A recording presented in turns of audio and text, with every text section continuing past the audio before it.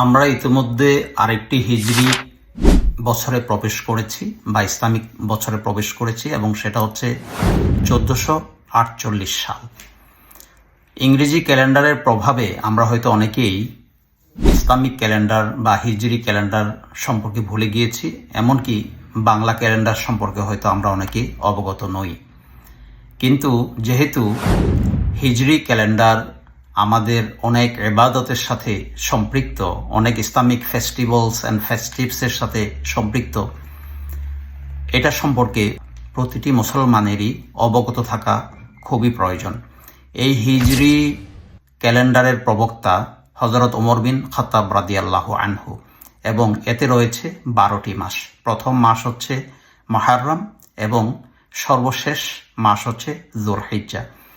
হযরত ওমর রাদিয়াল্লাহু আনহু হিজরি ক্যালেন্ডার এই জন্য নাম দিয়েছেন, যেহেতু এই ক্যালেন্ডার যে মুহররম মাস রয়েছে, শুরুটা রয়েছে, সেটা রাসূল সাল্লাল্লাহু আলাইহি ওয়াসাল্লামের হিজরতের দিন থেকেই ধরা হয়েছে এবং রাসূল সাল্লাল্লাহু আলাইহি সাল্লামের হিজরতকে অবিস্মরণীয় করে রাখার জন্যই মূলত হিজরি সন হিসাবে উল্লেখ করা হয়ে থাকে।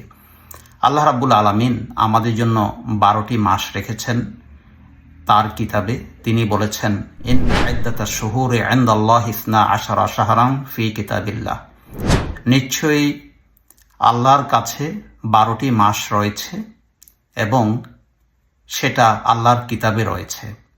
12টি মাসের মধ্যে 4টি মাসকে আল্লাহ রাব্বুল আলামিন অত্যন্ত গুরুত্ব দিয়েছেন, যাদেরকে আশুরে হরুম বলা হয় বা পবিত্র মাস বলা হয় বা সেক্রেট মান্থ বলা হয়।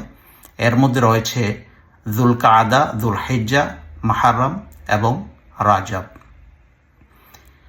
ইংলিশ ক্যালেন্ডারে যেমনিভাবে 28 দিন বা 31 দিনের মাসও রয়েছে, আরবি ক্যালেন্ডারে বা হিজরি ক্যালেন্ডারে এটা শুধুমাত্র 29 দিন বা 30 দিনের মাস হয়ে থাকে।